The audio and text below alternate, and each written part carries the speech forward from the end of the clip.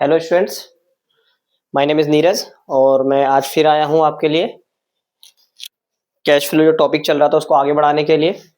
ठीक है, तो कैश फ्लो का मैंने अभी एक क्लास आपको दी है और उसमें मैंने आपको एक छोटी सी स्टेटमेंट बताई थी जिसमें हम क्या निकालेंगे, net profit before tax and extraordinary item.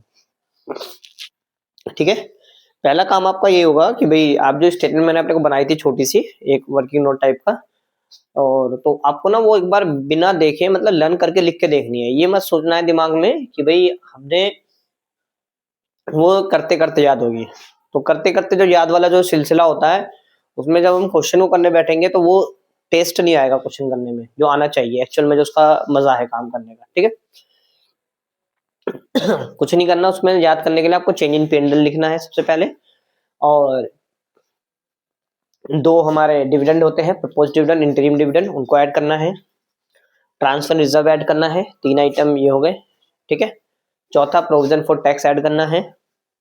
ठीक है, ये 4 जो है आपके मतलब एक नॉर्मल आइटम है। एक 5वां आइटम है extraordinary item debited to P&L, वो भी आपको ऐड करना है।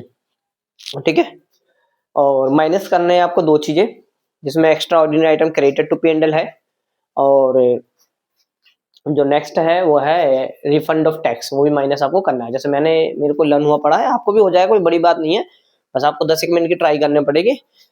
ठीक है, और तो अब हम एक क्वेश्चन मतलब उसके बारे में मैं कुछ डिविडेंड के बारे में बता देता हूँ। ठीक है, तो डिविडेंड हमारे पास जो इसमें था, ये 2 तरह के डिविडेंड है। ठीक है,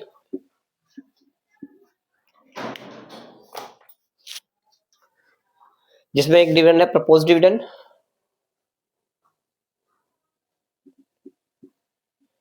और एक है आपका इंटरिम डिविडेंड।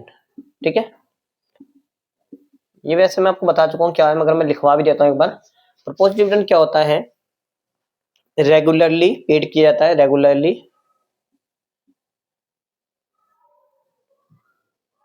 डिक्लेयर होगा साल के एंड में, एंड पेड। ठीक है, मतलब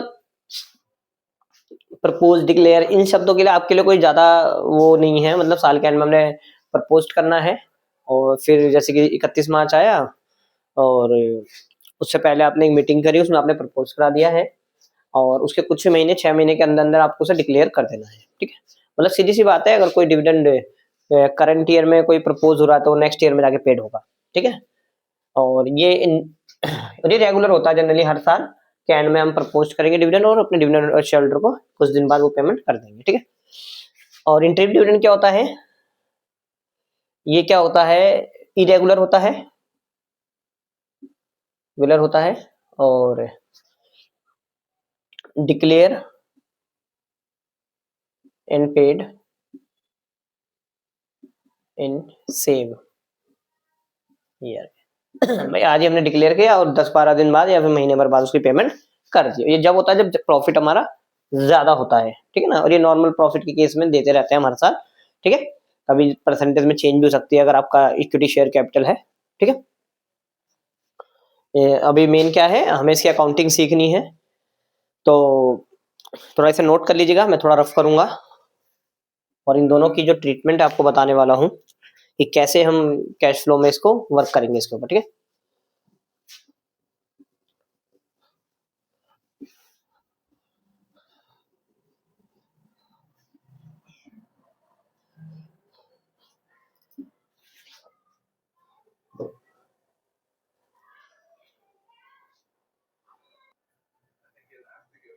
तो स्टूडेंट्स, मैं प्रपोज डिविडेंड का मैंने एक यहाँ पे डायग्राम बनाया है, आप इसे नोट करिए जरा सा 1 मिनट के लिए।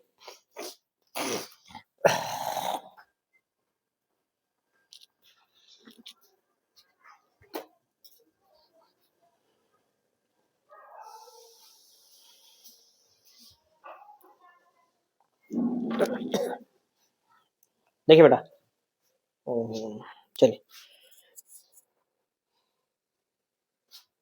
तो स्टूडेंट्स अब देखिए इसमें क्या है, प्रपोज डिविडेंड की कहानी क्या होगी कि 1/4 मान के लिए ये 23 और 24 का साल है, इस साल में जो भी आपने कहा उस पर आपने डिविडेंड प्रपोज कर दिया, ठीक है ना। अब इस प्रपोज डिविडेंड को ना हमारे कोई कागजों में दिखाया नहीं जाएगा, बस हम फॉर्मेलिटी के लिए डिक्लेयर मतलब प्रपोज कर देंगे इस डिविडेंड को, ठीक है। फिर जाके जब ये प्रपोज होगा उसके अंदर मतलब साल के एंड में 6 महीने के अंदर आपको एक एजीएम एनुअल जनरल मीटिंग करनी है, जिसमें डिविडेंड आपको डिक्लेयर करना पड़ेगा, और डिक्लेयर करते ही 30 दिन के अंदर उसे पेड करना है, ठीक है। पेड विद इन 30 डेज, ठीक है ना। अच्छा लिखा हुआ है मैंने, ठीक है। तो ये आपको पे कर देना है। अब ये जो पे करोगे आप, पे सीधा दिख रहा है आपको, भले इस साल का डिविडेंड है तो डिक्लेयर भी इसी साल हुआ है, प्रपोज भले इधर हुआ मगर प्रपोज एक फॉर्मेलिटी है, ये फिक्स डिविडेंड नहीं है। एक्चुअल जो डिविडेंड होगा वो एजीएम में डिक्लेयर होगा, वही फिक्स है हमारा डिविडेंड, ठीक है। और वो 30 दिन के अंदर अंदर यहाँ पे करना है। तो आप देख रहे होंगे एक्चुअल में जो इसकी अकाउंटिंग है, मतलब ये डिविडेंड जो है इस साल के रिकॉर्ड में आने वाला है। 23-24 के डिविडेंड का जो रिकॉर्ड मेंटेन होगा, मतलब जो सारे इसकी डॉक्यूमेंटेशन होगा वो 24-25 में होगा, पेमेंट भी उसी ईयर में होगा, ठीक है। तो इसका मतलब जो हमारा जो एक तरह का प्रॉफिट है वो इफेक्टेड कौन सा होगा, इस साल का डिविडेंड जो इफेक्ट करेगा इस साल के प्रॉफिट को। तो हम क्या करेंगे, इसने हमारे प्रॉफिट को तो कम किया है मगर एक ऐसा आइटम है आपका फाइनेंशियल आइटम है, तो हम इसे ऐड कर देंगे। जो हमने देखा था ना आपको, जो स्टेटमेंट बनाई थी उसमें मैं आपको बताया था वो यही डिविडेंड है, हम क्या कर देंगे उसको ऐड बैक कर देंगे, ठीक है। और बच्चा कहता है सर आप ऐड बैक कर रहे हो मगर ये कैश में तो गया है, तो इसलिए हम इसको माइनस भी करेंगे मगर इसकी अपनी जगह पे वो जगह इसकी रहेगी फाइनेंशियल एक्टिविटी। तो ये जगह हम यहाँ पे क्या नाम है लिख दिया मैंने, dividend of previous year also deducted in the financial activity, ठीक है ना।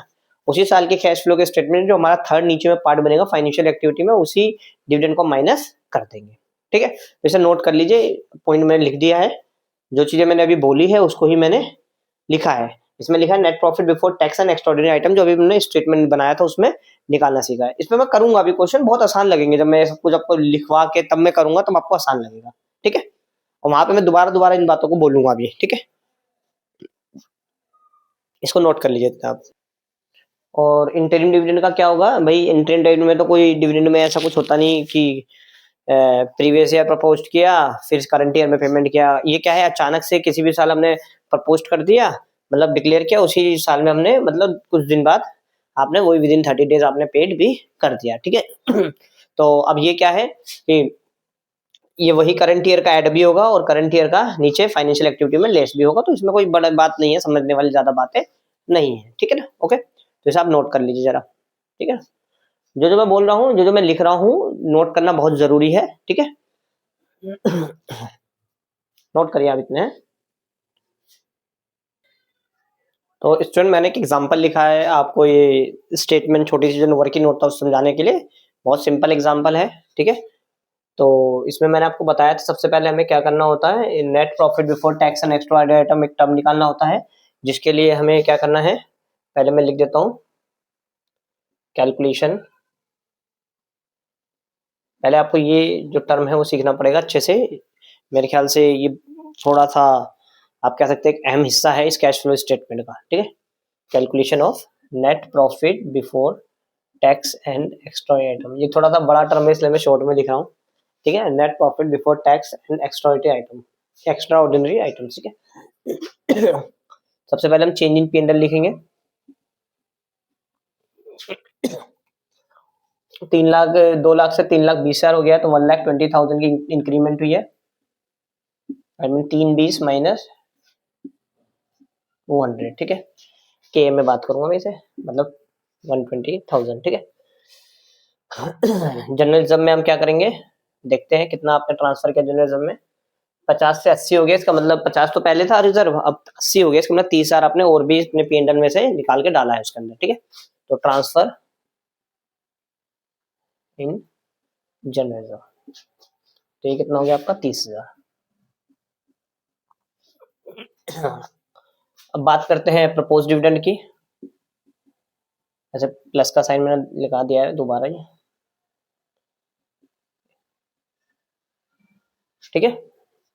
प्रपोज डिविडेंड में मैंने बताया था कि हमारा करंट ईयर से कोई मतलब नहीं है, प्रीवियस ईयर से मतलब रहेगा। पुराना ईयर हमारा क्या है 2022 है, तो 2022 का 40,000 है, यही हमारे यहाँ ऐड होगा। और फाइनेंशियल एक्टिविटी में भी जब हम बड़ा पूरा स्टेटमेंट बनाएंगे तो वो माइनस भी यही 40,000 होगा, ठीक है। तो यहाँ पे 40,000 को हमने ऐड कर दिया।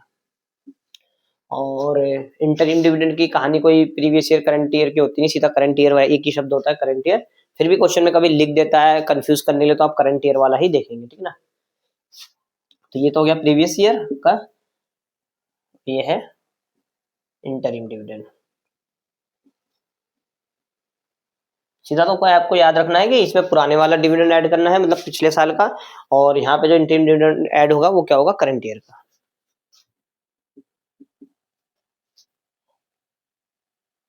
ये भी ऐड कर दिया हमने, ठीक है। अब प्रोविजन फॉर टैक्स भी हमारी लिस्ट में था, वो भी हमने ऐड कर लिया, प्रोविजन फॉर टैक्स। ये मैंने बताया था आपको, ये ऑपरेटिंग आइटम है। बच्चे बड़े कंफ्यूज थे, बच्चे बड़े कह रहे हैं सर कि आप क्यों कर रहे हो, तो ऑपरेटिंग आइटम है, बिल्कुल आइटम है। मैं इसको भी ऐड बैक कर रहा हूँ, बट ऐड कर रहा हूँ और इसकी एक सही जगह है प्रेजेंटेशन के हिसाब से, मैं इसे वहां माइनस कर दूंगा, ठीक है ना। अगर जो पेमेंट है, तो क्वेश्चन में लिखा होता है कई बार, प्रपोज हमने क्या ना प्रोविजन बनाया इतने का है और पेमेंट हमने मगर 15,000 की है, तो 15,000 माइनस करेंगे वहां पे पेड वाला अमाउंट, ठीक है। क्योंकि हम कह भी सकते हैं ना, ये पेमेंट थोड़ी हुई है, पेमेंट तो प्रीवियस ईयर वाली हुई होगी ना, इनने पेमेंट को कम किया होगा इस बार, मगर पेमेंट कौन सी हुई होगी, पिछले वाली, ठीक है ना, तो वो माइनस करेंगे नीचे। तो इसमें भी आप कह सकते हो इसको करंट ईयर का, ठीक है।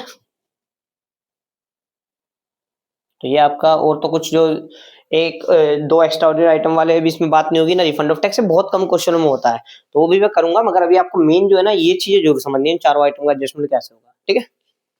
अब इनको ऐड कर दीजिए, जो भी आपका आंसर होगा, 50, 90 और 2,18,000, ये आपका आ गया है net profit, not profit before tax and extraordinary item, ठीक है। पॉज करके आप नोट कर लीजिए इसको, ठीक है। मैं एक बार आंसर भी चेक कर लूं, हाँ ठीक है आंसर, भी करिए आप जरा इसके ऊपर। मैंने बच्चों एक क्वेश्चन इसमें, क्वेश्चन में थोड़ा मॉडिफिकेशन किया है, ठीक है।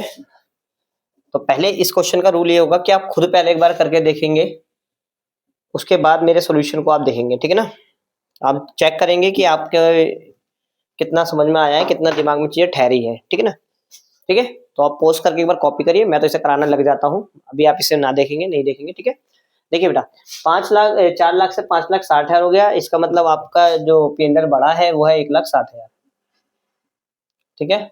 और जनरल रिजर्व कितना है, 50 से 70 हुआ, इसका मतलब 20,000 आपने ट्रांसफर करे हैं। ये नॉन कैश है, ये क्या नाम है, आपने बिल्कुल इसको कहीं गया पैसा नहीं है, ये आपके पास ही है ये पैसा, ठीक है। तो इसलिए इनने पी&एल को तो कम किया है, मगर ये पैसा कहीं गया नहीं, इसलिए मैं इसे ऐड बैक कर रहा हूँ, ठीक है। ऐसे प्रपोज डिविडेंड है, ये प्रीवियस ईयर का होगा, मैं इसे ऐड कर रहा हूँ अभी, और फाइनेंशियल एक्टिविटी में बाद में लेस करूंगा, ठीक है। तो मैंने बताया था ये प्रीवियस ईयर वाला ही देखना है हमें, तो इसकी अकाउंटिंग के हिसाब से क्या कर सकते हैं, इंटरिम डिविडेंड 19,000 है, वो करंट ईयर का ही हमेशा जनरली देगा, हम उसको ऐड बैक कर देंगे, ठीक है। और प्रोविजन फॉर टैक्स आपका कितना है, 23,000, मतलब ये करंट ईयर का होता है। और जो पेमेंट होती है वो क्वेश्चन में कई बार दिया होता है, या फिर हम अकाउंट बना के पता कर लेते हैं, जो पेमेंट हुई है वो हम माइनस करते हैं ऑपरेटिंग के लास्ट में, बिल्कुल, ठीक है। तो इसमें आपका आ गया ये इंटरिम डिविडेंड का हो गया, अभी प्रोविजन फॉर टैक्स का आ गया 23,000, ठीक है। अब इसको मैं ऐड करने जाऊंगा तो ये हो गया आपका, एक 2 10 तो ये आपका ये हो गया, और 42 ये हो गया, आई मीन कितना हो गया आपका 252, ठीक है। तो ये आपका आएगा net profit for tax and extraordinary item, ठीक है ना। आप इसे पॉज करके भी एक बार कॉपी कर लीजिएगा, एक क्वेश्चन और मैं आपको बना के दे रहा हूँ, वो भी आप करके देखेंगे, उसका सोल्यूशन मैं करूंगा नहीं, आपको ही करना है, और उसके सोल्यूशन मेरे को व्हाट्सएप पे सेंड करने हैं, ठीक है, ओके। तो स्टूडेंट्स, इसकी आप फोटो मतलब पोस्ट करके इसे देख लीजिए, और इस क्वेश्चन को आपको खुद करना है, और इसका सोल्यूशन जो है आप मेरे को जो करेंगे व्हाट्सएप पे फोटो क्लिक करके सेंड कर दीजिएगा। मेरा नंबर आपके पास ऑलरेडी है, लास्ट वीडियो में हर वीडियो में भेजता सेंड बता रखा है मैंने अपना नंबर, और फिर लिख देता हूँ मैं 8130843712, ये 4 है आपका, ठीक है ना। और मैं वही बता दूंगा कि आपका ये सही है या गलत है, क्योंकि अगर मैंने सोल्यूशन करा तो बच्चा गारंटेड बात है उसको देख ही लेता है कभी ना कभी, इसलिए मतलब पहले ही कई बार, तो इसलिए मैं इस बार सोल्यूशन इसका कर नहीं रहा हूँ, ठीक है। और आपको अपने आप करना बहुत बहुत जरूरी है, ठीक है। चलिए बाय।